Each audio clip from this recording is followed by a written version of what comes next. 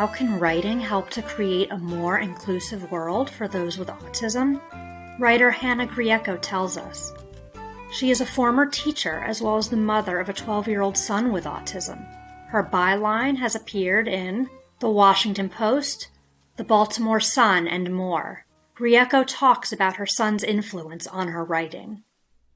I started writing because I wanted my son to read about characters and experiences that felt both familiar and appealing to him.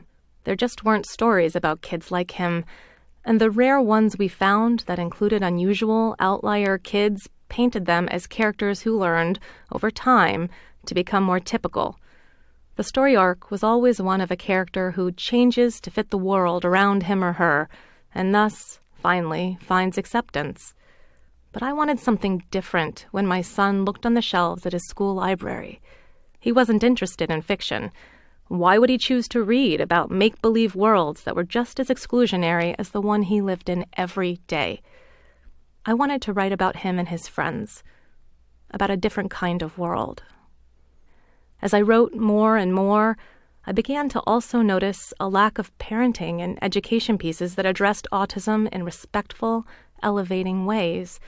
Just like in fiction, most of the articles and essays out there focused on changing autistic kids. They emphasized the hardships of special needs parenting and of teaching atypical learners. They celebrated when kids were able to integrate into society, not as themselves, but as modified, fixed mirrors of the neurotypical children around them. Any attempt at inclusion of these kids that were so other in nature was highlighted as inspirational, as if it was a great sacrifice worthy of praise to accept such children into the school and community. And the more I learned about autism and autistic thinkers, the more frustrated I grew as a parent and educator. Why was inclusion about my child changing instead of the world learning to appreciate and embrace what was different about him? It became my life's goal to write about disability, parenting, and education in a way that reframed the conversation. I want to encourage authentic representation of autistic people and characters in articles and newspapers and magazines, in books and short stories, on TV, and in the movies. My son has to work hard to comfortably move through this world. He deserves some accommodation in return. He deserves to be seen as a human being with gifts and needs, just like any other human being.